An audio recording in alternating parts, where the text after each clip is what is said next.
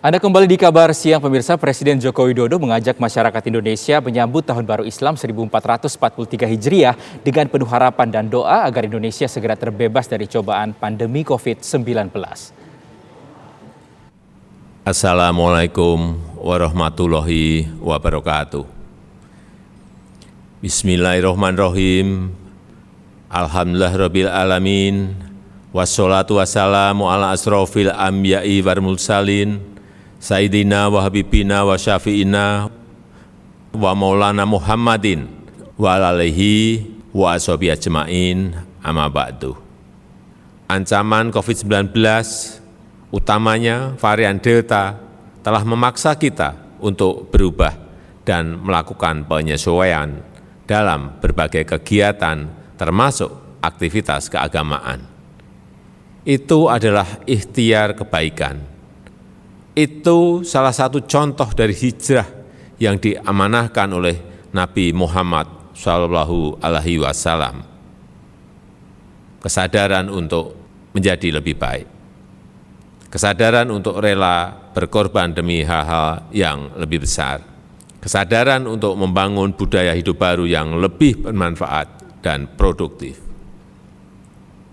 Masa pandemi ini juga memberikan pelajaran berharga untuk kita renungkan. Dulu perjuangan Rasulullah SAW berhijrah dari Mekah ke Madinah telah membuat Islam berkembang pesat, menyebar luas, dan menjadi kekuatan yang disegani di Jazirah Arab. Dibutuhkan pengorbanan untuk meninggalkan hal-hal yang menghambat kemajuan.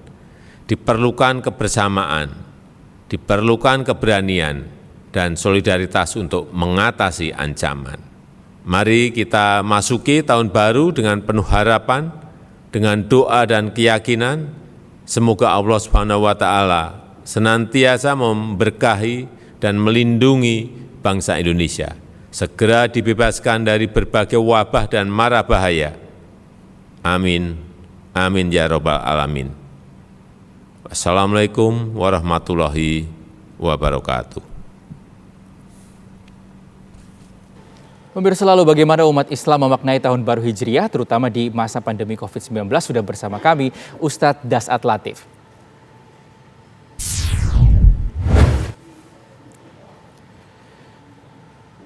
Assalamualaikum warahmatullahi wabarakatuh. Selamat siang Ustadz, apa kabar Ustadz? Waalaikumsalam warahmatullahi wabarakatuh. Alhamdulillah, baik. Dari Kota Angin Mamiri, Makassar mengucapkan selamat tahun baru kepada seluruh kru TV One. Baik, memang kasih, beda. Ustadz. Memang beda. Ustadz, ini 1 Muharram Ustadz, bagaimana kita harus memaknai Tahun Baru Islam ini yang masih berlangsung di tengah pandemi COVID-19? Ya, saya memaknainya bahwa Tahun Baru Hijriah itu wujud dari janji Allah, wa man yusri yusra. Bersama, jadi biasa kita terjemahkan ayat ini, di balik kesusahan ada kemudahan. Tidak, tapi adalah bersama kesusahan ada beberapa kemudahan. Kalau kita di sebuah angka, kesusahannya 1, Allah sediakan lebih dari 1 kemudahan-kemudahan itu. Coba kita belajar dari hijrah di Mekah. Di Mekah Nabi diteror secara fisik, diteror secara mental, sahabat-sahabat beliau dibunuh, dikejar, bahkan diintimidasi. Tapi kemudian Rasulullah SAW diberi hadiah hijrah ke Madinah. Setelah di Madinah, alhamdulillah, pengikut Islam pada saat itu berlipat ganda. Pengagum Islam semakin banyak. Dan seperti yang dikatakan Bapak Presiden tadi, setelah itu justru Muhammad dan para sahabat menguasai Jazirah Arabia. Nah, hijrah, konsep pindah. Saya lebih memaknai bahwa untuk sekarang ini, hijrah kita bukan hijrah dari Mekah ke Madinah. Itu konsep dalam sejarah sekali saja terjadi. Tapi hijrah sekarang ini karena ada pandemi, hijrah kita yang tadinya gaya hidup kita komunal, yang tadinya gaya hidup kita suka kerumun, suka nongkrong di warkop, suka abai dalam protap kesehatan. Nah, Tahun Baru Hijriah kali ini, yuk mari hijrah dari gaya-gaya hidup yang mengancam jiwa kita menjadi gaya hidup yang prokes. Kemana-mana pakai masker, jaga imunnya, pola hidup sehat. Yang selama ini tidurnya jam 1 dini hari, kita tidur lebih awal. Ya, yang selama ini gaya hidupnya cuek dengan olahraga, harus hijrah sekarang. Mari biasakan diri dengan berolahraga. Yang biasanya selama ini hidupnya pelit, ya, dedekut. Orang kampungku bilang seke, kiri galap paku jam batang, ya. Nah, setelah hijrah, yuk saatnya kita membagi-bagikan harta yang Allah titipkan. Tidak usahlah semuanya, mungkin seperempatnya kita bagikan untuk fakir miskin. Itulah makna dari hijrah. Hijrah dari sesuatu yang baik, bukan yang jelek ya, yang baik menjadi jauh lebih baik. Nah, inilah waman yusra. Yang kedua, percayalah bahwa tidak ada yang mustahil di sisi Allah. Kita belajar dari sejarah hijrah. Rasulullah kan dikepung oleh kafir Quraisy. Waktu itu tentara-tentara pilihan Abu Jahal kepung rumah Nabi. Allah perintahkan untuk membaca. Pada saat itu sejarah membuktikan kucing pun kalau lewat didapat oleh mereka ini yang memakari rumah Rasulullah. Tapi Allah perintahkan membaca Al-Quran. Faja'alna min baini aydihim saddan wa min khalfihim saddan fa aghsaynahum fahum la yubsirun. Di depan mereka, belakang mereka, kiri kanan mereka seolah-olah ada dinding sehingga Nabi lewat tidak ada yang bisa melihatnya. Ini yang biasa dibaca mahasiswa saya kalau ada sweeping di pinggir jalan ke rahasia polisi lalu lintas. Dia baca bismillahirrahmanirrahim waja'alna min baini aydihim saddan. Jadi begitu lewat ditilang. Ustaz bohong-bohong. Kenapa? Saya ditilang Ustaz. Kenapa bisa ditilang? Saya tidak pakai helm. Ya pastilah kau dilihat. Nah, makna dari ini bahwa tidak ada yang mustahil di sisi Allah. Nah, sekarang ini wabah. Oke? Wabah ini lagi menyergap kita. Seluruh bangsa Indonesia. Sabang sampai Merauke. Tapi kita tidak boleh putus asa. Kita tidak boleh terpuruk.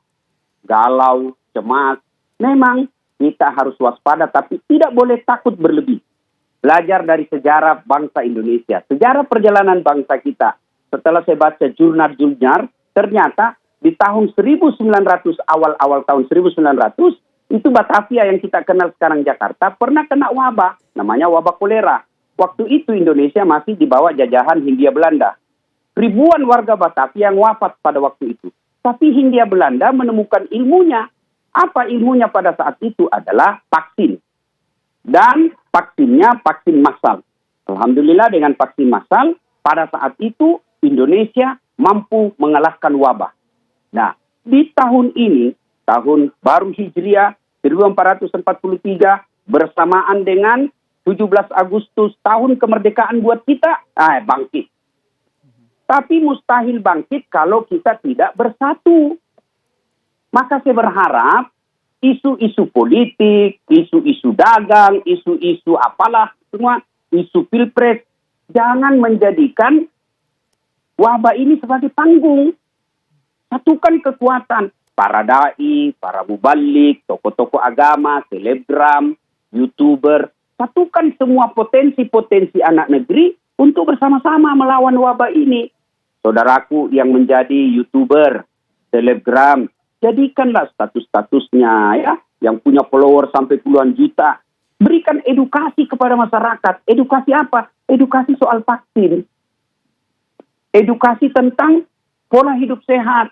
Karena masih banyak di antara masyarakat kita ini yang termakan hoax tentang vaksin. Orang katanya ini ada chip. Apa chip? Melengket uang. Itu makanya dibikinlah edukasi. Buat konten-konten yang membuat masyarakat ini sadar tentang manfaat vaksin.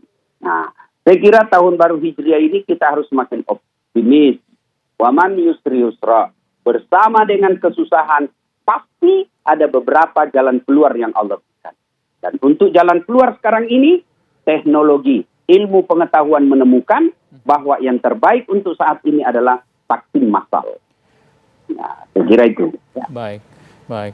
Ustadz, lalu kalau kita lihat banyak sekali yang mengeluh, menyampaikan kecewaannya di sosial media begitu ya. Lalu sebenarnya seperti apa kita seharusnya bermohon, berdoa, meminta kepada Allah SWT dengan cara yang benar, Ustadz, tidak hanya dengan menyampaikan keluh kesah, mengeluh di sosial media dan juga menyampaikan kepada didengar oleh halayak ramai.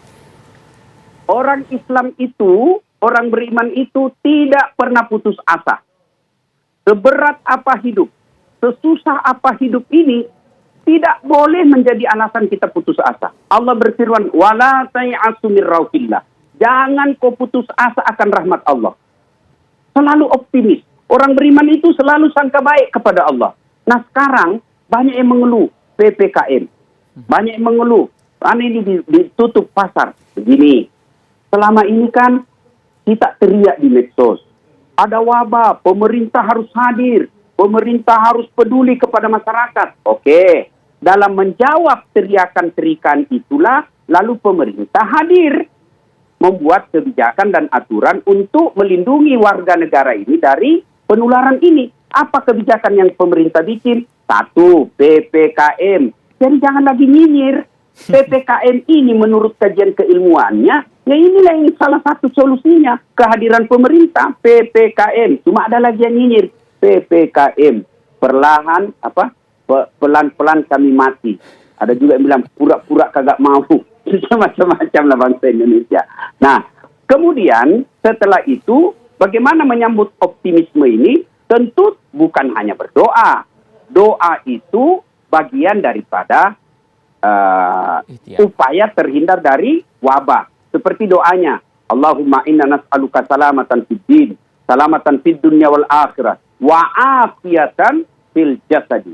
Tentu saya minta, ya Allah berikan saya afiat. Apa cukup dengan berdoa? Tidak. Tidak cukup doa, harus disertai ikhtiar.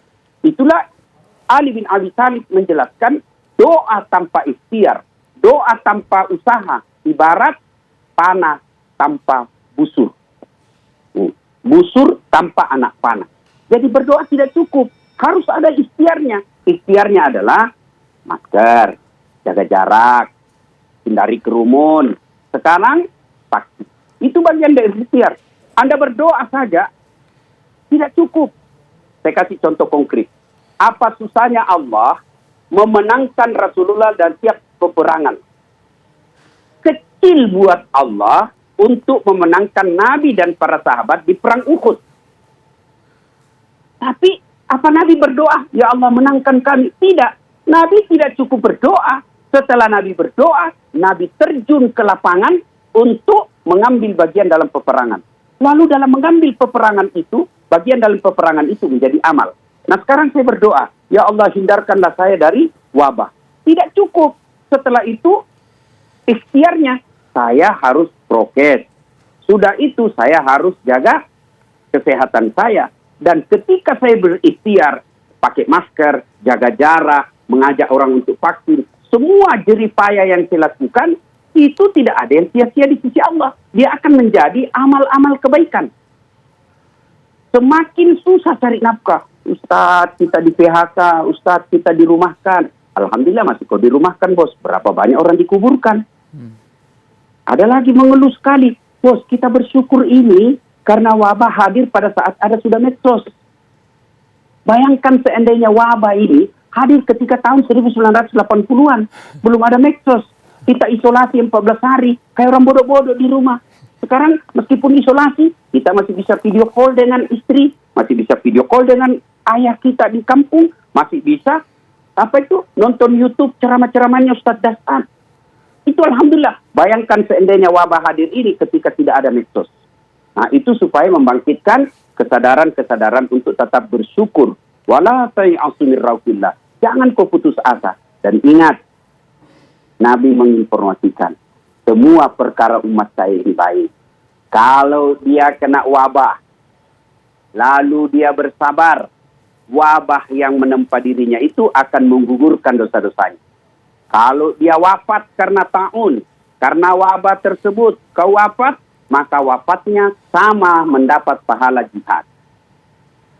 Nah, kemudian, kalau dia terhindar dari wabah, dia sehat walafiat, seperti penyiar kita ini, sehat walafiat. Kru-kru yang hadir di tempat ini, sehat walafiat. Lalu dia bersyukur, syukurnya pun menjadi pahala. Tidak ada yang semua baik di sisi Allah. Sakit, dia bersabar, pahala. Sehat, dia bersyukur, pahala. Yang jadi masalah, sakit ngeluh, sehat takabur.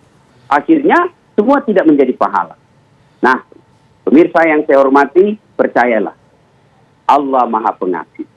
Saya mengistilahkan wabah ini ibarat kita ngetik, dia spasi. Oke. Kalau Bapak, Ibu ngirim WhatsApp, tidak ada spasi, kan tidak bisa dibaca. Nah, wabah ini spasi, rehat. Untuk apa? Ayo, yang tadinya jarang di rumah, kerja di rumah saja. Supaya lihat anak istrimu 1 tahun ini sudah hampir 2 tahun di rumah saja, akhirnya kita lebih akrab dengan anak dan istri. Ada yang bilang lagi, Ustaz, kita di rumah dimomeli, terus keluar dari rumah juga kena wabah, tidak ada enaknya. Semua kalau dijalani dengan sabar pasti enak. Tapi sabar itu berat, Ustaz. Ya memang berat. Kenapa? Karena sabar itu hadiahnya innallaha ma'as-sabirin. Allah bersama orang-orang yang sabar. Saya bersama aja Presiden kita sudah selfie-selfie. Bersama saja sama Pak Karni Ilyas kita sudah senang. Ayo Pak Karni selfie dulu. Itu baru manusia. Gimana kalau kita bersama dengan Allah? Innallaha ma'as-sabirin. Allah bersama orang-orang yang sabar. Karenanya sabar itu perlu upaya yang sangat sungguh-sungguh dan berat. Karena hadiahnya yang juga luar biasa. Kalau tidak berat itu sabar, ya mungkin hadiahnya cukup Tupperware. Baik. Terima Terima kasih Ustadz Das'at Latif atas ceramahnya untuk pemirsa TV One. Semoga kita sama-sama bisa mengamalkan ini dengan sabar dan kita juga bisa hijrah menjadi sosok yang lebih baik. Selamat Tahun Baru Islam.